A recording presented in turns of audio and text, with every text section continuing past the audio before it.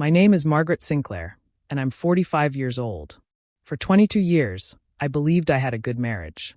Not perfect, whose is? But solid, built on mutual respect and shared dreams. My husband Daniel was a cardiologist at the most prestigious hospital in the city. I ran a successful interior design firm. We had what everyone called a beautiful life.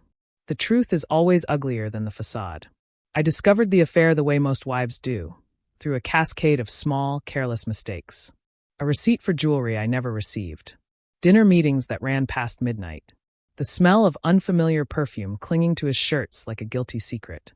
But the final confirmation came from the most unexpected source. My 19-year-old daughter, home from college for spring break. "Mom," she said one evening, her voice careful. "I saw Dad at Chez Laurent yesterday. He wasn't alone." I kept folding laundry, my hand steady. "Oh, who was he with?" "A woman. Young. Maybe late 20s. She paused. They were holding hands. I smoothed out a pillowcase with deliberate care. "I see. Mom, aren't you angry?" I looked up at her. "Sweetheart, anger is a luxury I can't afford right now. Now, tell me everything you saw." That night, while Daniel was at another emergency surgery, I hired a private investigator. Not because I needed proof, my daughter's word was enough, but because I needed information. In any battle, intelligence is your greatest weapon. Within a week, I knew everything. Her name was Amber Fitzgerald, 28 years old, a pharmaceutical sales rep who worked the cardiology department. She'd been seeing my husband for 8 months. They met every Tuesday and Thursday at a condo Daniel had rented downtown. Paid for, the investigator noted, with money siphoned from our joint investment account. I sat with this information for 3 days, planning my next move like a chess grandmaster. Then Amber did something I hadn't expected. She called me. "Mrs. Sinclair?" Her voice was breathy, nervous. "This is Amber Fitzgerald. I work with your husband. I was wondering if we could meet for coffee." I paused, letting her sweat. "Of course, dear. How about tomorrow? The Bluebird Cafe on 5th. That would be perfect. Thank you so much for agreeing to this." "Oh, sweet girl. You have no idea what you just walked into." I arrived at the cafe 15 minutes early, choosing a corner table with a clear view of the entrance. I wore my best Chanel suit, the navy one that Daniel had bought me for our 20th anniversary. My hair was perfectly styled, my makeup flawless. If you're going to face your husband's mistress, you do it looking like the queen you are. Amber walked in 5 minutes late, scanning the room nervously. She was pretty in that obvious way. Long blonde hair, legs for days, dressed in a tight dress more suitable for a nightclub than a morning coffee. She spotted me and waved tentatively. "Mrs. Sinclair, thank you so much for meeting me." I stood, smiled warmly, and extended my hand. "Please call me Margaret. And you must be Amber." She took my hand, her palm sweaty. "Yes. This is awkward." "Not at all," I said, settling back into my chair. "Would you like some coffee? The lavender latte here is exceptional." We ordered, her hands shaking as she lifted the menu. When our drinks arrived, she finally found her courage. "I wanted to talk to you about Daniel," she began. "My husband?" I asked innocently, stirring honey into my tea. "Yes. We've been seeing each other." I let that hang in the air for a moment, watching her squirm. Then I leaned forward, my expression sympathetic. "Oh, my dear. I know." Her eyes widened. "You do?" "Of course. Daniel and I have an understanding. We've been married for over 2 decades. These things happen." Relief flooded her face. "Oh, thank God. I was so worried about hurting you. Daniel said you might be upset." "Daniel worries too much," I said, patting her hand. "Tell me about yourself, Amber. You work in pharmaceutical sales." She launched into her life story. Ambitious girl from a small town, worked her way through college, landed this amazing job at MedTech Industries. She'd been there 2 years, was up for a promotion to regional manager.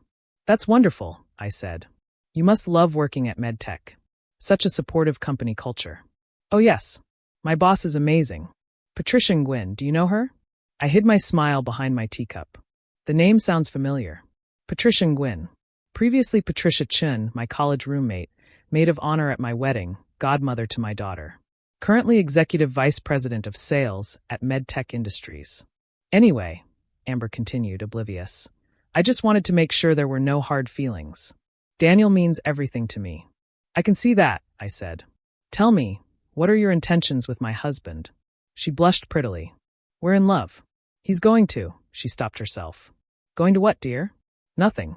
Just we have plans. How wonderful. I glanced at my watch.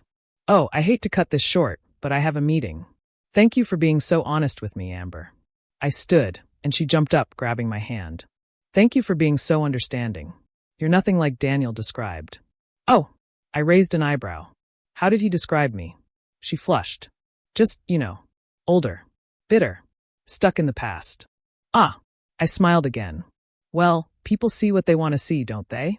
I left her there, sipping her overpriced coffee, completely unaware that she'd just signed her own professional death warrant. From my car, I made 3 phone calls. First, to James Morrison, the best divorce attorney in the state. We'd been expecting this call for a week. Margaret, I take it the meeting went as planned. Perfectly. File the papers. And James? Make sure they're served at the hospital. During the cardiology department meeting if possible. With pleasure. Second, to my accountant. Lock everything down. Investment accounts, property holdings, business accounts. Not a penny moves without my signature. Already done, Mrs. Sinclair. He tried to access the vacation fund this morning. Request denied. My third call was to Patricia. Maggie. Her voice was warm. It's been too long. How's my goddaughter? Thriving at Yale, thanks to your recommendation letter. I paused. Patty, I need to talk to you about one of your employees. Amber Fitzgerald. Amber? Her tone sharpened. What about her? She's sleeping with Daniel. Silence. Then, that son of a... She just met me for coffee to make sure I was understanding about their affair. Oh, Maggie. I'm so sorry. Don't be sorry. Be helpful. I'm not asking you to fire her. That would be unethical. But I thought you should know she's been using company time for personal matters. Those Tuesday and Thursday client meetings? They're at Daniel's secret condo. Is that so? Patricia's voice was ice. Well, I'll have to look into her expense reports more carefully. And that promotion she's up for? I think we need someone more, dedicated to the job. After we hung up, I drove home to the house I'd spent 15 years making perfect. Daniel was in his study on the phone. He ended the call when he saw me. Where were you? He asked, not looking up from his laptop. Having coffee with your girlfriend. His head snapped up. What? Amber. Lovely girl. A bit young for you, don't you think? He stood slowly. Margaret, I can explain. No need. I set my purse down carefully. She explained everything. You're in love. You have plans. It's not what you think. It's exactly what I think. I walked to the window, looking out at the garden I'd cultivated with my own hands. Do you remember what you said in your wedding vows, Daniel? He was silent. You promised to cherish me, to honor me, to build a life with me. I turned to face him. You've broken every one of those promises. Margaret, please. We can work this out. Think of our reputation. I am thinking of my reputation. That's why you'll be served divorce papers tomorrow at the hospital. Very publicly. Your colleagues will finally understand why you've been so distracted lately. His face went white. You wouldn't. I would. I have. Oh, and Daniel? You might want to check your bank accounts. Seems there's been some suspicious activity. All those withdrawals for your love nest? They've been reported to the hospital board. Something about misuse of funds. That's my money. Our money, which you spent on your mistress. The board might find that interesting, especially since you're up for chief of cardiology. He sank into his chair. You've ruined me. No, darling. You ruined yourself. I'm just making sure everyone knows it. I left him there and went upstairs to pack. Not my things, his. By the time he thought to follow, I'd already changed the locks. The next day was a symphony of perfect timing. Daniel was served papers in front of the entire cardiology department. Within hours, the hospital gossip mill was in overdrive. By afternoon, he'd been called before the board to explain certain financial irregularities.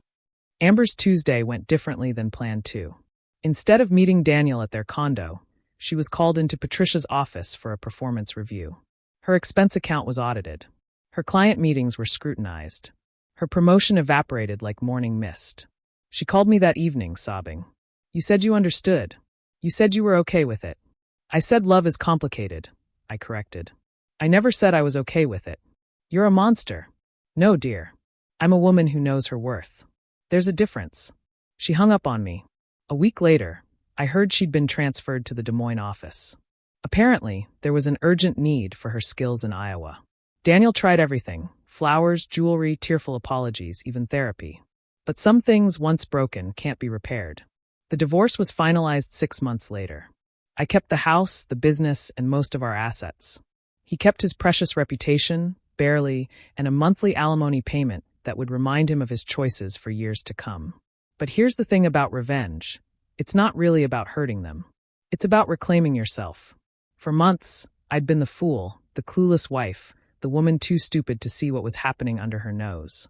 Amber and Daniel thought they were so clever, sneaking around, making plans for a future built on my ruins. They forgot one crucial thing.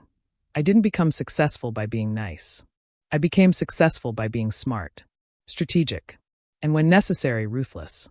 A year later, I ran into Amber at a conference in Chicago.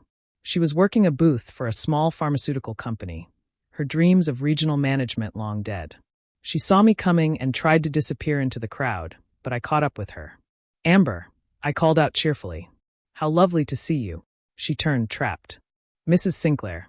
"It's Ms. Sinclair now," I corrected. "How's Des Moines?" "Cold," she said bitterly. "And Daniel? Do you two still keep in touch?" Her face crumpled. "He said he loved me. He said he was going to marry me." "Men say a lot of things," I observed. "The trick is knowing when they're lying." "How do you do it?" she asked suddenly. "How do you just move on?" I looked at this girl, and she was a girl, really, despite her efforts to seem worldly, and felt something almost like pity. "I didn't move on," I said. "I moved up.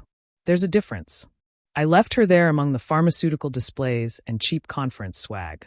She'd learned her lesson the hard way. Sometimes that's the only way that sticks. These days, my life is mine again.